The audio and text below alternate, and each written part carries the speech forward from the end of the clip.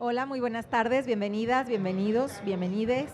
El día de hoy estamos aquí para la presentación del libro Ética y Legitimidad Judicial. Yo soy Lucero Martínez y en esta ocasión me toca moderar esta presentación. Nos acompañan la maestra Isabel Montoya Ramos, para quien pido un aplauso, por favor. También nos acompaña el doctor Carlos de la Rosa Xochitl. ¿Sí? ¿Es correcta? Muy bien.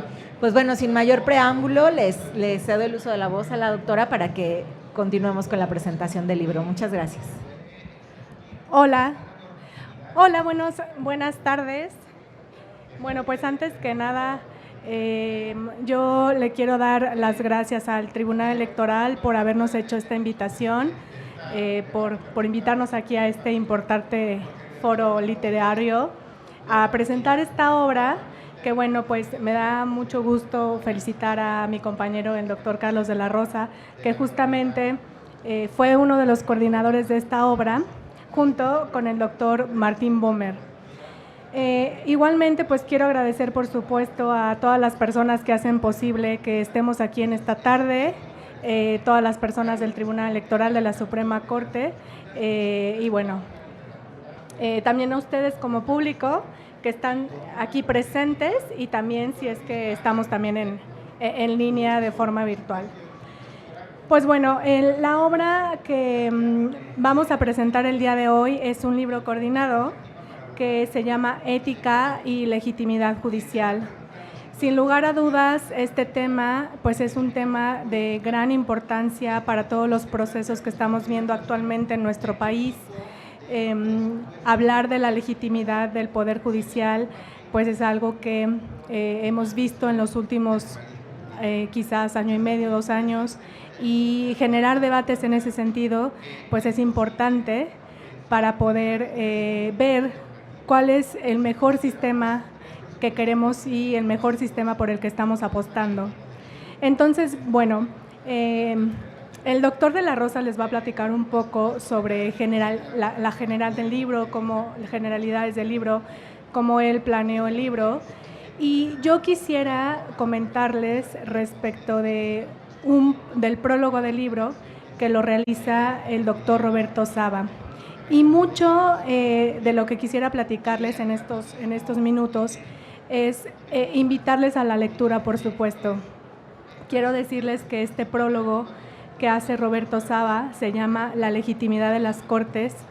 Es la primera parte del libro y es un prólogo sumamente interesante, sumamente bien hecho, muy bien estructurado, que explica claramente pues cuáles pudieran llegar a ser las tensiones en una democracia constitucional entre los poderes que son elegidos mediante voto popular, como son el legislativo y el ejecutivo, frente al Poder Judicial. Entonces, pues me voy a permitir de momento a momento hacer alguna lectura de un par de párrafos justo del prólogo, pues para invitarles a la lectura, ¿no? Para invitarles a que se queden picados y que vuelvan al libro. Bueno, entonces Roberto Saba comienza planteando una paradoja respecto de una paradoja inherente o contradicción inherente en la democracia constitucional, y digamos que hace una serie de preguntas. Primeramente cuestiona pues si estamos hablando de democracia y esto significa que el poder es del pueblo, entonces ¿por qué habría ciertos límites constitucionales que no pueden ser trastocados, ¿no? Si se supone que la democracia es el gobierno del pueblo, ¿por qué hay cierto ámbito, hay un coto vedado que no puede ser trastocado? Entonces, pues él plantea este cuestionamiento, y es muy claro en señalar que este límite constitucional en una democracia constitucional, pues efectivamente está ejercido por un órgano diferente, que en este caso que es el Poder Judicial. Como bien sabemos, pues solamente hasta el siguiente año, por primera vez en nuestro país, se va a elegir a los jueces mediante voto popular. Es un gran número de jueces que se van a elegir, son 881 cargos, lo cual no es común ni siquiera en las experiencias comparadas que han utilizado el voto popular. Por ejemplo, en el caso de Bolivia, se votan a aproximadamente unos 50 jueces que solamente son de altas cortes. Entonces, en ese sentido, pues es importante también pensar, y esto lo reflexioné a raíz del prólogo de Roberto Saba respecto de si realmente la legitimidad del Poder Judicial se gana o se adquiere a través del voto popular o a través de otros mecanismos, que es justamente respecto de este último punto que Roberto Saba elabora en el libro de Ética y Legitimidad Judicial. Entonces, conscientes de que en la democracia constitucional hay dos poderes que efectivamente son elegidos por voto popular, que es el Ejecutivo y el Legislativo, y por otro lado hay un poder, que es el Poder Judicial, que protege estos límites constitucionales. Ahí realmente pues está un poco esta paradoja de la que nos habla Roberto Saba. Entonces, él también cuestiona por qué el Poder Judicial tiene la posibilidad de ejercer el control de constitucionalidad cuando se tiene que tomar decisiones, ¿no?, que han sido emitidas por órganos democráticos cuando estos contradicen el mandato constitucional. Es decir, que en el equilibrio de poderes que tenemos en una democracia constitucional, pues las decisiones del Legislativo y del Ejecutivo son controladas constitucionalmente a través del control de constitucionalidad mediante el Poder Judicial. Entonces, digamos que él plantea esta tensión entre aquellos poderes que de alguna manera son representantes del pueblo porque son votados de manera directa, como el Poder Legislativo, y los jueces constitucionales, porque los jueces constitucionales, al menos hasta ahora en el modelo que tenemos, no son elegidos mediante voto directo. Y entonces, ¿por qué? Justamente, ¿por qué esos jueces constitucionales que no son elegidos mediante voto directo pueden limitar las decisiones de aquellos órganos que sí son elegidos mediante voto popular y directo?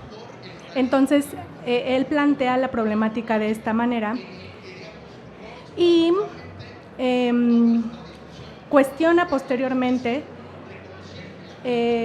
¿por qué está justificado facultar a los jueces a ejercer el control de constitucionalidad? Entonces, primeramente plantea una primera respuesta, que es porque ellos tienen idoneidad técnica, es decir, son personas que en México, para ser hasta ahora, para ser ministro, juez, pues hay que ser abogado. No necesariamente en el resto de los países se exige ser abogado, pero en principio pues hay una idoneidad técnica, y entonces es por eso que los jueces están legitimados a ejercer el control de constitucionalidad.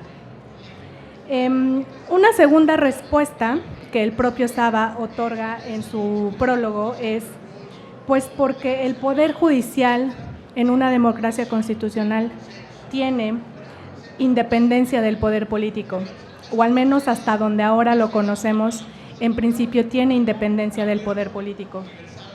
Y el prólogo de Saba es muy enfático en esta parte, dedica varias páginas a explicar este tema de la independencia, ¿no?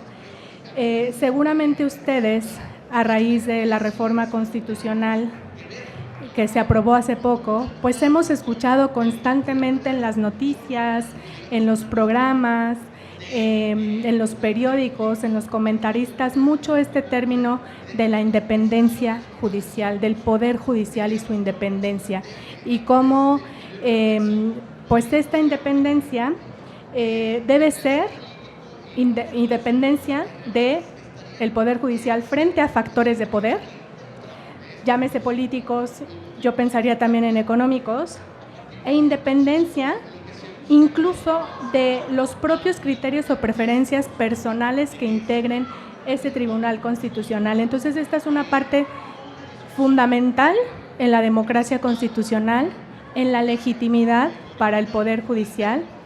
Y Saba, en su prólogo, lo articula sumamente bien, pero sobre todo, aquí está, digamos, el argumento principal de Saba respecto de cuál es la fuente de la legitimidad del Poder Judicial, pues es justamente que sea un poder independiente. Y aquí me voy a permitir leer un pequeño párrafo.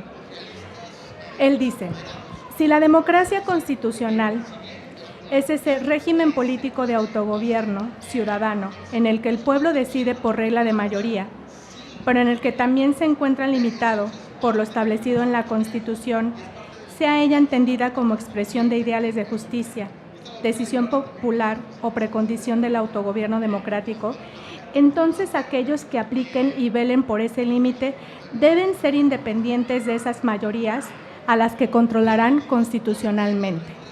Entonces, aquí, insisto, Saba hace este énfasis en la independencia, de ahí deriva la imparcialidad de los jueces y una tercera respuesta acerca de por qué los jueces pueden ejercer control de constitucionalidad. Él comenta que otra posible respuesta es porque toman sus decisiones en el marco de un proceso judicial que responde a ciertas reglas, ¿no? Que responde a ciertos ordenamientos legales. Ahora, en la segunda parte del prólogo, ya digamos que Saba es mucho más enfático en ahora preguntar de dónde surge y cómo se construye la legitimidad del Poder Judicial. Entonces, esta pregunta nace de esta primera tensión que él explica en su prólogo. Si el Poder Legislativo tiene legitimidad porque es elegido mediante voto popular, y si el Poder Ejecutivo tiene legitimidad porque es elegido mediante voto popular, entonces la pregunta es: ¿de dónde surge la legitimidad de un Poder Judicial? Que pues es una de las tres ramas de gobierno en una democracia constitucional. Entonces, Saba señala que los tribunales constitucionales construyen su legitimidad a partir del hecho de que sus decisiones están basadas en razones públicas, en razones universales, y que no están presentes en esas decisiones preferencias personales, políticas o religiosas. Entonces, ¿esto qué quiere decir? En esencia, me parece que Saba considera que la legitimidad del Poder Judicial radica justamente en su independencia, en su imparcialidad. Ahora, cuando hablamos también de independencia judicial, quizás pareciera que es como algo muy etéreo, como algo muy difícil de aprender, pero en realidad la independencia judicial tiene matices, digamos, múltiples. Podemos hablar de independencia judicial, como lo está señalando Saba, ¿no? Como esta fuente de la legitimidad del Poder Judicial, pero también podemos pensar en la independencia judicial como un derecho humano de todas y de todos los que estamos bajo la jurisdicción del Estado mexicano. Y esto es muy importante. ¿Por qué? Porque las reglas del debido proceso, y es algo de lo cual también Saba platica en su prólogo, nos dicen que toda persona debe ser juzgada con las reglas del debido proceso, ¿correcto?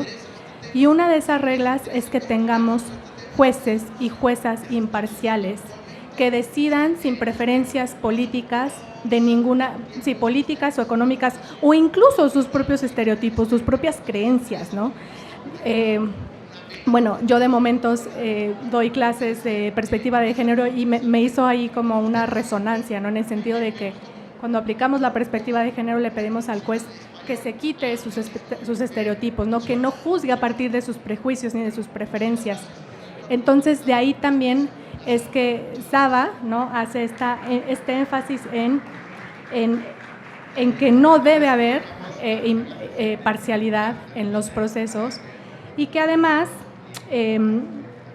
esta independencia judicial, les hablaba, ¿no?, como derecho humano, pues nos permite a todos los ciudadanos saber que ese juez o confiar ¿no? Justamente que ese juez o esa jueza nos va a juzgar bajo principios de igualdad y bajo las normas del debido proceso. Entonces, esto es muy importante, me parece, para el debate actual, porque la independencia judicial creo que no es un pretexto para el cambio en el Poder Judicial, ni es un escudo bajo el cual se pueden llegar a excusar o justificar los jueces o las juezas, sino es un derecho humano de todas las personas, y esto está completamente reconocido en tratados internacionales de derechos humanos, en los tribunales de derechos humanos, Corte Interamericana, Tribunal Europeo. De hecho, Saba hace un recuento muy interesante y muy próspero respecto de diversas sentencias que ha dictado particularmente el Tribunal Europeo sobre la independencia judicial. Y entonces, uno de estos estándares es justamente que no solamente el juez se tiene que conducir de manera independiente e imparcial, y de ahí generar legitimidad, sino que también la ciudadanía debe percibir eso. Entonces, estamos hablando de que, digamos que hay una independencia judicial interna, ¿no?, que es dentro de los fueros del juez, pero también debe haber una independencia judicial externa, es decir, que la gente que lleva sus conflictos ante el sistema de justicia confíe y tenga la impresión de que efectivamente esa justicia es independiente, es imparcial. Y aquí me voy a permitir justamente leer un segundo párrafo del prólogo de Roberto Saba, que está en el libro que estamos presentando esta tarde. De acuerdo con esta línea argumentativa, la independencia y la neutralidad de las personas juzgadoras son factores fundamentales para el aseguramiento de los derechos de acceso a la justicia, de igualdad y de debido proceso, pero es también determinante la apariencia de neutralidad e independencia para lograr la creencia de la persona que se somete a la decisión de los tribunales de que estos velarán por sus derechos. Así, el Tribunal Europeo desarrolló esta doctrina de la apariencia de imparcialidad, que también podría denominarse, por supuesto, la appearance of bias, fundada en el principio de debido proceso y en consecuencia en su presupuesto la igualdad. Entonces, para ir concluyendo, me parece que en el prólogo Roberto Saba, pues al plantear estas problemáticas y estas preguntas, deja claro su argumento en el que considera que la legitimidad del Poder Judicial nace de la confianza de la ciudadanía de que las decisiones que tome ese Poder Judicial serán diferentes a un acto político. Entonces, esto es fundamental para el Poder Judicial que estamos pretendiendo construir en 6 meses, porque en junio van a ser las elecciones. ¿Cómo vamos a hacer para que este nuevo Poder Judicial no esté influido o la política no esté presente para la toma de las decisiones? Asimismo, la legitimidad del Poder Judicial también nace en concepto de Saba, de que el Poder Judicial nunca puede llegar a ser percibido como que toma decisiones sesgadas o interesadas. Entonces, es muy importante para mí en esta tarde concluir con la siguiente idea. El voto popular no es la única forma de legitimar a un Poder Judicial. En realidad, ¿cómo se va a legitimar un Poder Judicial? Bueno, pues se va a legitimar con la forma en la que argumenta y la forma en la que razona y la forma en la que decide. Eso es el instrumento principal que tienen los poderes judiciales para legitimarse. E independientemente de que muy pronto vayamos a tener jueces elegidos mediante voto popular, me parece que habría que estar atentos como ciudadanía, como académicos, como personas estudiosas del derecho y de otras disciplinas, por supuesto, acerca de si realmente el voto popular le va a dar esa legitimidad al Poder Judicial, o si vamos a seguir exigiendo que los poderes judiciales en México pues nos den razones fundadas en principios, que nos den razones fundadas y que nos den buenas sentencias para tener una mejor justicia a todas las personas que acudimos al Poder Judicial a resolver nuestros conflictos. Pues les invito mucho a la lectura. El prólogo de Saba fue muy bueno, es un prólogo que contextualiza el resto de la obra y pues bueno, ojalá les sea de su interés y puedan echarle un vistazo a esta obra. Les agradezco mucho su atención, pues muchas gracias. Muchas gracias. Muchas gracias, Isabel. Pues sí, sin lugar a dudas, pues la obra es muy interesante y lo que nos comentas respecto de lo que se plantea en el prólogo, pues nos lleva también, o sea, las interrogantes que se plantean, todo lo que se presenta y las respuestas que se dan, ¿no? He aquí cuando hablamos de qué pasa con órganos jurisdiccionales, judiciales, que de alguna manera pues sí están, la ciudadanía no confía propiamente, ¿no? O sea, y esta interrogante respecto a si el hecho de que sean electas mediante voto popular quienes van a ocupar estos cargos de como personas juzgadoras en los órganos, pues también va a ser una forma de ganar esta legitimidad de los órganos judiciales. Pues no lo sé, pero yo creo que esta es una oportunidad, creo yo, de alguna manera para que las personas que de alguna forma nos desarrollamos en este ámbito, pues también con nuestra responsabilidad, nuestra ética y profesionalismo, ojalá que todas las personas que lleguen a ocupar uno de esos cargos, pues se hagan cargo de hacerlo bien, de efectivamente, a través de este nuevo mecanismo que ahora se nos presenta, pues tratar de dejar claro que sí hay una forma de empezar a cambiar el paradigma respecto de lo que se cree de los órganos jurisdiccionales y que la ciudadanía, pues bueno, confíe más y se puedan legitimar, ¿no? Porque creo yo que todas las personas que nos dedicamos al derecho, pues sí estamos interesadas en que la impartición de justicia sea eso, que se imparta bien y que se imparta de manera adecuada. Pero bueno, no me quiero exceder hablando sobre el tema que es por demás interesante. Ahora le cederé el uso de la voz al doctor Carlos de la Rosa, quien, como ya señalaba Isabel, es coordinador de esta obra, uno de los coordinadores. Y pues bueno, muchísimas gracias. Muchas gracias a ambas, muchas gracias Isabel por los comentarios y el análisis tan minucioso del capítulo del profesor Roberto Saba, que coincido completamente, plantea un panorama, o más bien plantea de forma muy panorámica cuáles son, digamos, estas grandes explicaciones que se han intentado dar a la legitimidad de los poderes judiciales. Me gustaría empezar agradeciéndoles a todas y a todos ustedes su asistencia en esta tarde, también a todas las personas que nos sigan en redes sociales o que nos vean por otros medios del Tribunal Electoral. Agradecerles por el interés en esta obra que tengo mucho gusto de presentarles en esta tarde. Y quiero también empezar agradeciendo, pues en primer lugar, al Tribunal Electoral del Poder Judicial de la Federación por la invitación, por darnos este espacio para presentar este trabajo. Y también quiero agradecer rápidamente pues a todas las personas que hicieron posible la realización de esta obra. En primer lugar, agradecerle al profesor Martín Bomer.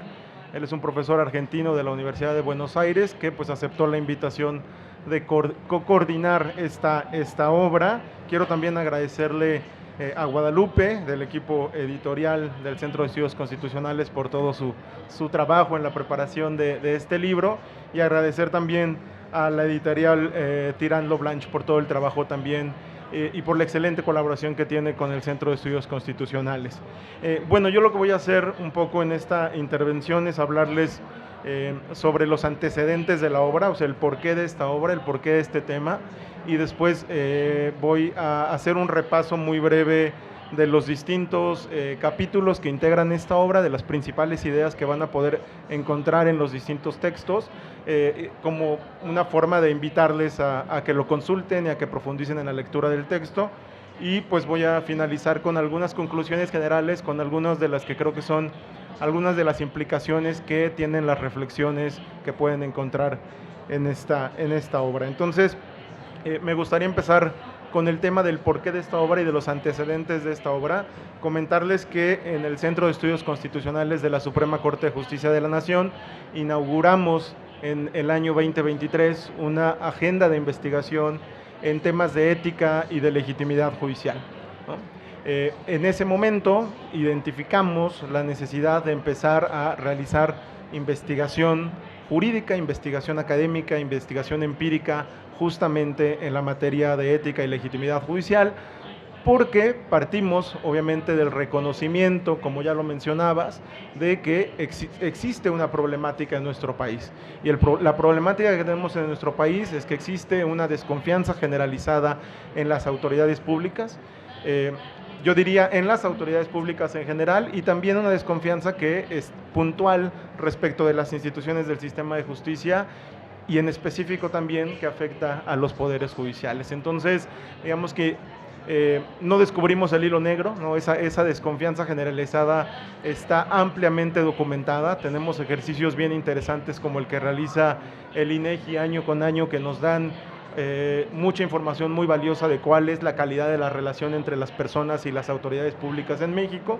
Y entonces, partiendo, digamos, de la identificación de ese problema, nos decidimos lanzar esta agenda de investigación en el Centro de Estudios Constitucionales, que se inauguró con un congreso internacional donde precisamente invitamos a autores, a académicos y académicas de toda Iberoamérica para abrir un espacio de reflexión conjunta sobre estos problemas, que también vale la pena apuntar, no son problemas exclusivos o inherentes a México, ¿no? Sabemos que el problema de la desconfianza en las autoridades públicas es un problema que compartimos con muchos países en la región latinoamericana, y que incluso en algunos países son más agudos. Entonces abrimos este espacio, y a raíz de este espacio académico de reflexión conjunta, pues decidimos crear una red de investigadores y de investigadoras en temas de ética y legitimidad judicial, y es en el marco de esta red que nace la idea de desarrollar esta obra, ¿no? Entonces, ¿por qué específicamente esta obra? Bueno, uno, para atender este problema y la ausencia de reflexiones académicas en torno a este tema, pero también sabíamos que el tema de la ética y el tema de la legitimidad son temas que se han estudiado mucho, ¿no? La ética es un tema, la ética pública, la ética judicial, es un tema que ha ocupado a muchísimos pensadores, que hay muchísimas publicaciones, y también el tema de la legitimidad institucional, de la legitimidad judicial, es un tema que también ha ocupado a mucha gente muy brillante. Pero lo que en ese momento se nos ocurrió al profesor Bomer y a mí es que no necesariamente hay obras que vinculen esos dos temas, ¿no? Entonces, lo que queríamos con esta obra era justamente crear una reflexión que vinculara, que acercara cómo puede la ética judicial contribuir a construir confianza ciudadana en los poderes judiciales, y cómo puede la ética judicial construir legitimidad judicial. Y además, nuestro interés con esta obra era que no fuera solamente una obra sobre reflexiones meramente doctrinarias o teóricas, sino que queríamos que fuera una obra que incluyera una variedad de textos que reflexionaran y que estudiaran el tema desde una perspectiva sí filosófica y teórica, pero también desde una perspectiva empírica y desde una perspectiva práctica, porque nuestro principal interés con esta obra era justamente poder aportar reflexiones muy puntuales y recomendaciones muy puntuales para las instituciones y para los operadores del sistema de justicia sobre cómo pueden contribuir a la legitimidad de sus instituciones. Entonces, un poquito eso fue sobre los antecedentes y el contexto y el porqué de una obra que hable sobre la ética y sobre la legitimidad judicial. Y ahora, como les comenté, me gustaría brevemente compartir con ustedes algunas de las ideas principales que van a encontrar en los distintos textos que componen esta obra colectiva. Bueno, no voy a ahondar mucho en el prólogo porque creo que Isabel ya ha hecho este análisis muy minucioso sobre las ideas principales que están expresadas en el prólogo, que fue escrito por el profesor Roberto Saba, también un profesor argentino, pero básicamente simplemente enfatizar que en el prólogo el profesor Saba me parece que hace un brillante trabajo planteando estas grandes discusiones filosóficas y teóricas en torno a cómo se construye la legitimidad judicial, ¿no? En segundo lugar, ya en el primer texto van a encontrar una reflexión del profesor Martín Bober, Básicamente en este texto el profesor Martín Bomer hace una reflexión sobre cómo la ética de las profesiones jurídicas, no solamente la ética del judicial o la ética de los operadores del sistema de justicia, sino en general la ética de los profesionales del derecho, puede contribuir a la legitimidad de nuestras instituciones en la democracia constitucional, ¿no? Después van a encontrar un texto de un profesor colombiano, Sergio Anzola, y básicamente este texto me parece que es muy útil, sobre todo a las personas que trabajan en facultades de derecho, en escuelas de derecho o en escuelas judiciales, porque en este texto el profesor Anzola hace una crítica, digamos, a la forma en la que tradicionalmente se ha enseñado la ética y la ética judicial en los espacios de enseñanza jurídica, ¿no? Y entonces, pues básicamente el profesor Anzola hace una propuesta sobre la importancia de enseñar ética a partir del planteamiento de casos prácticos y a partir del planteamiento de dilemas éticos y morales que se plantean a los operadores del sistema de justicia en la cotidianeidad, ¿no? Después van a encontrar un texto de la profesora Amalia Maya, ella es una profesora española, filósofa del derecho, y en este texto la profesora Amaya básicamente reflexiona sobre la importancia de la ética de la virtud, ¿no? Habla sobre la importancia que tiene el carácter y la formación del carácter para el desempeño de la función judicial, ¿no? Después van a encontrar también un texto del profesor colombiano Diego López Medina. Básicamente este texto del profesor colombiano López Medina reflexiona sobre cuáles son los límites y cuáles son los alcances de nuestro sistema judicial para gestionar de forma efectiva los conflictos sociales, ¿no? Y a partir de este análisis de cuáles son las limitaciones de nuestro sistema judicial, pues el profesor López Medina también plantea alternativas, ¿no? Por vías sociales o por vías institucionales para gestionar la conflictividad social de una forma más efectiva, y justamente destaca cómo necesitamos trabajar en la construcción de estos mecanismos efectivos de gestión social para descongestionar al sistema judicial y en ese sentido aportar también a construir un sistema judicial más eficaz y más legítimo frente a las personas. Después van a encontrar un texto también de otra profesora argentina, de la profesora Silvia Jacopetti, en el que básicamente habla de un tema que está muy de boga, y qué bueno que sea un tema que esté muy de boga, que es la democratización del lenguaje jurídico. Y en este texto de la doctora Jacopetti, pues ella nos plantea una idea del lenguaje sencillo, más allá de una cuestión solamente técnica, sino que resalta la importancia que tiene la democratización del lenguaje en los espacios jurídicos para construir confianza, para construir entendimiento y para construir legitimidad de los procesos judiciales y de las autoridades judiciales. Y después viene un texto del profesor también argentino, del profesor José Nesis, en el que hace, a mí me parece también un recorrido brillante por todas las distintas teorías que intentan explicar cómo se construye la legitimidad de las autoridades, desde una perspectiva empírica y desde una perspectiva interdisciplinaria. Entonces, básicamente el profesor José Nesis contrasta dos grandes visiones que existen en torno a cómo se puede construir legitimidad y obediencia del derecho, ¿no? Y contrasta esta idea de que muy popular, de que la obediencia del derecho y la legitimidad de las instituciones se construye a partir de la amenaza y de la sanción, versus la idea de que se puede construir una cultura de la legalidad a partir del reconocimiento de las autoridades y de la ley como legítimas, ¿no? Y lo hace apoyándose en una serie de investigaciones y de autores, sobre todo de corte empírico.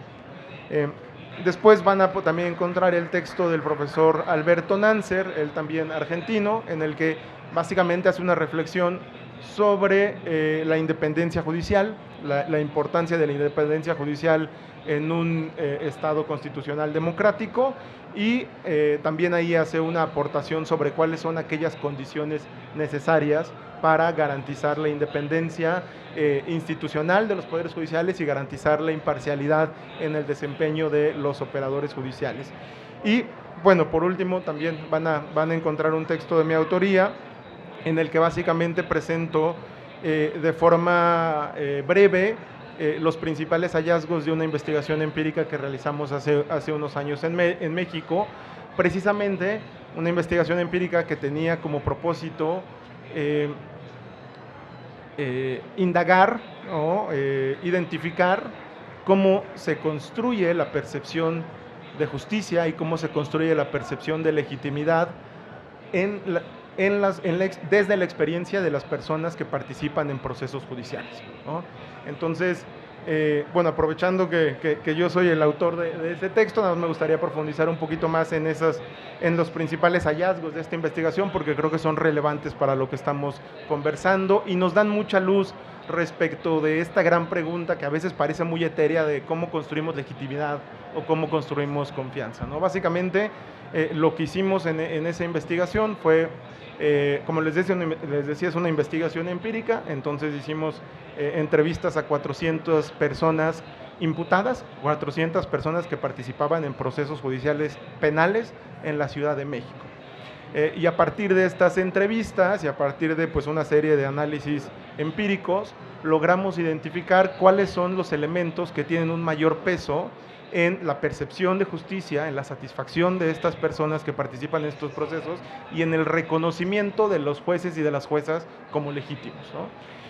Y generalmente cuando hablo de este tema, yo digo que estos hallazgos son muy útiles porque nos ayudan a cuestionar muchas creencias que tenemos muy arraigadas como abogados y como abogadas. Generalmente cuando doy clase en este tema, abro un espacio y le pregunto a las personas cuál creen que es el elemento que tiene el mayor peso en la percepción de justicia y en la legitimidad de las autoridades. Y generalmente, porque creo que esa es la creencia que tenemos muy arraigada, la gente suele decir la sentencia o la decisión o el sentido de la decisión. Y por supuesto la sentencia, la decisión, el resultado del proceso judicial es relevante, pero lo que encontramos en esta investigación, que además confirma una teoría y unas investigaciones que se han llevado a cabo en las últimas décadas, es que de hecho el elemento que tiene el mayor peso en la percepción de justicia y en la satisfacción de los usuarios del sistema judicial es la calidad de la interacción entre las personas y los jueces y las juezas, la calidad del trato, ¿no? Y eso, no me dejarán mentir, es una cuestión que lamentablemente muchas veces en la práctica las autoridades públicas, las autoridades judiciales, colocan en un plano secundario, ¿vale? Entonces, bueno, esto en términos generales es lo que pueden encontrar en la obra. Espero que esto haya despertado su interés y que tengan pues la disposición de consultarla. Que digo, al final reiteraré esto, pero la pueden descargar de forma gratuita desde el sitio web del Centro de Estudios Constitucionales. También la pueden encontrar en versión impresa en toda la red editorial de Tirant. Pero bueno, básicamente eso es lo que van a encontrar en la obra. Ahora me gustaría rápidamente, antes de que se nos acabe el tiempo, hablar un poco sobre las que yo considero que pueden ser las implicaciones de este texto en nuestro contexto actual, ¿vale? Bueno, la primer gran implicación, o la primer gran conclusión que yo puedo derivar de este texto es la idea de que dejemos de pensar en la legitimidad como una cuestión meramente abstracta o como una cuestión que debe interesar solamente a la gente que hace filosofía política o a la gente que hace teoría política, ¿no?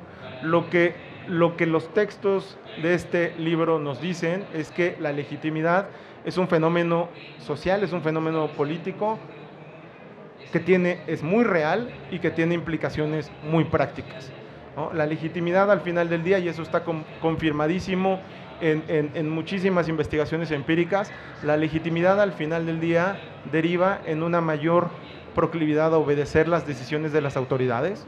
Al final del día la legitimidad también deriva en una mayor proclividad de las personas para cooperar de forma voluntaria con las autoridades, ¿no? Y como sabemos, un sistema de justicia funcional requiere indispensablemente de la cooperación de las personas, ¿no? E incluso hay algunas investigaciones más recientes que han encontrado que la legitimidad también está vinculada con mayores niveles de compromiso social entre las personas, ¿no? Entonces, esa sería una primera conclusión de toda esta obra, ¿no? Que la legitimidad es muy real y tiene implicaciones muy prácticas y que por lo tanto debería importarnos y que por lo tanto las instituciones a nivel institucional, pero también quienes formamos parte de las instituciones a nivel individual, deberíamos deliberadamente promover la legitimidad e interesarnos por construir legitimidad, ¿no?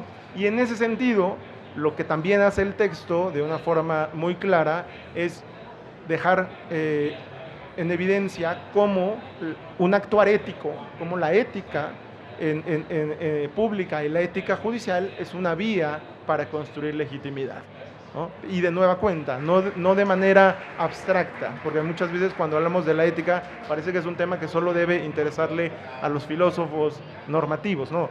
La ética entendida como la calidad del trato, ¿no? La importancia de la claridad en nuestras interacciones con las personas. Y bueno, creo que una gran implicación también que tiene esta obra, pues tiene que ver necesariamente con el contexto que estamos atravesando en el país, ¿no? Como sabemos, pues está aprobada una reforma constitucional que implicará que tengamos elecciones judiciales el siguiente año, y creo que esta obra hace un llamado de atención, y nos puede evitar caer en un grave error, ¿no? Cuando se estudia la legitimidad, generalmente se habla de una legitimidad de origen y de una legitimidad sustantiva o legitimidad en el ejercicio, ¿no? Más allá de cuál sea nuestra posición personal respecto de la elección judicial, creo que en el mejor de los casos puede llegar a resolver o atender el problema de la legitimidad de origen, pero las elecciones judiciales no van a hacer nada sobre la legitimidad en el ejercicio de la función y la legitimidad sustantiva. Entonces, los desafíos que hoy tienen las autoridades públicas, las autoridades judiciales, respecto a incorporar la ética judicial, incorporar ciertos elementos para construir su legitimidad, esos mismos desafíos los van a seguir teniendo las personas que resulten electas, ¿no? Y en ese sentido, los hallazgos de estas investigaciones y de estos textos van a seguir siendo útiles o van a ser incluso más útiles para, digamos, la nueva conformación de los poderes judiciales en nuestro país, ¿no? Y bueno, finalmente ya terminar otra vez con ese digamos, ese llamado que siempre hago a la importancia de hacer esfuerzos para sensibilizar a los estudiantes de Derecho, a los profesionales de Derecho, a las autoridades judiciales sobre la importancia de la legitimidad, sobre la importancia de construir confianza ciudadana. O sea, básicamente creo que es urgente que reconozcamos que la ética y la legitimidad debe estar también en el centro de la función judicial, ¿no? Y entonces, como ya te decía hace un momento, a partir de esa sensibilización y del reconocimiento de la importancia que tiene esa cuestión de la legitimidad por los efectos positivos que tiene en la conducta de las personas y en la relación de la ciudadanía con las autoridades, pues tomar acciones institucionales y tomar acciones también individuales para fomentarla.